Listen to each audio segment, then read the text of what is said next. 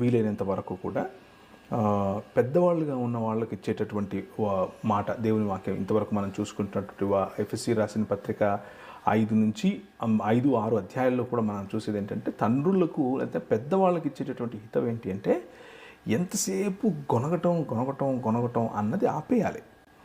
అలా చేయకూడదు. అలా చేయటం వల్ల పిల్లలను దూరం చేసుకుంటారు. మీరు ఎప్పుడు ప్రతి దాంట్లోనూ కంప్లైనింగ్ యాటిట్యూడ్ ఉండటం,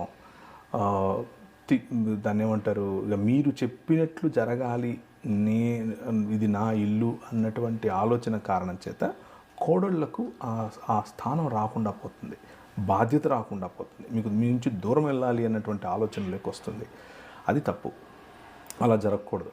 ఇంకొక ప్రధానమైన అంశం చెప్తాను, చాలా జాగ్రత్తగా. ఇది జరుగుతూ ఉంది మన సమాజాల్లో, అందుకు చెప్తున్నాను. ఏంటి అని అంటే వెంటనే చేయి చేసుకోవటం. స్త్రీని పురుషుడు చేయి చేసుకుంటూ సంఘ నాయకుడుగా ఉంటున్నాడు అనంటే, లేకపోతే సమాజంలో క్రైస్తవుడిగా చలామణి అవుతున్నాడు అనంటే నీకంటే దరిద్రమైనటువంటి జీవితం ఇంకొకటి లేదు. స్త్రీని చేయి చేసుకోవడం పురుషత్వం, మగతనం అని అనుకుంటే అది తప్పు.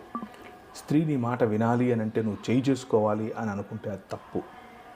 సో ముఖ్యంగా వెంటనే స్త్రీ పైన చేయి చేసుకునేటటువంటి మగవాడు, పురుషుడు తన మగతనం చూపిస్తున్నాను అని అనుకుంటున్నాడేమో కానీ అది మగతనం కాదు.